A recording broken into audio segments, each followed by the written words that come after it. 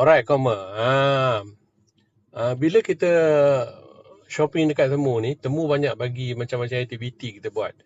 Ada dalam bentuk task, ada dalam bentuk aktiviti. Tujuan dia ialah supaya kita dapat mencari kawan-kawan kita lagi. Kita boleh invite lagi kawan-kawan dan selain daripada itu, kita akan dapat free item.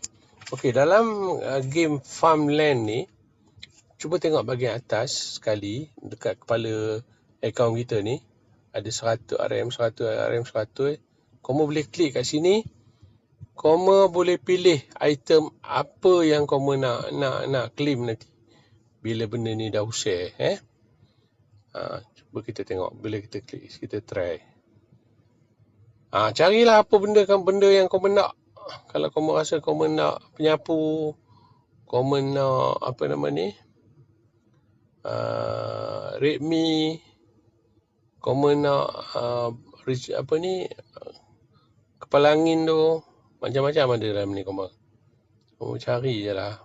Nak smartwatch ke apa ke, boleh pick. Kalau tak nak pick, ni pun sama, dia bagi dua. Ada dua, kamu boleh pilih. Nilai dia lebih kurang dalam RM50 rasanya.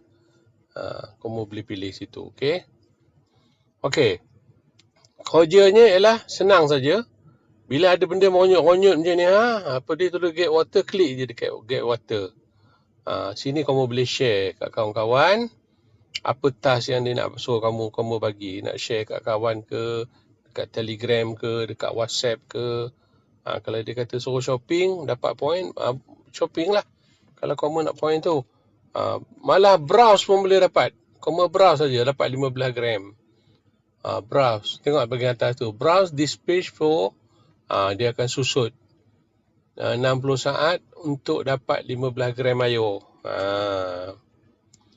Nanti kamu browse lah. Browse sampai habis.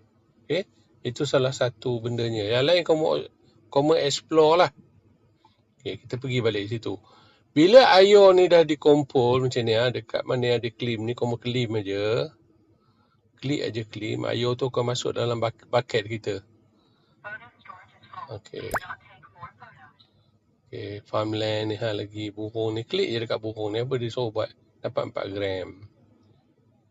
Klik je lagi apa dia suruh. Dia kata ni ada 8 task kat sini. Boleh dapat 20 gram. Klik je. Klik kat anjing ni pun serupa juga. Ni dekat ni pun boleh. Kata remind. Ni yang berpusing ni. Bila dia penuh, dia akan dapat. Okey, tugas kamu ialah klik pada tangan yang monyot ni. Klik pada tangan monyot, air akan masuk.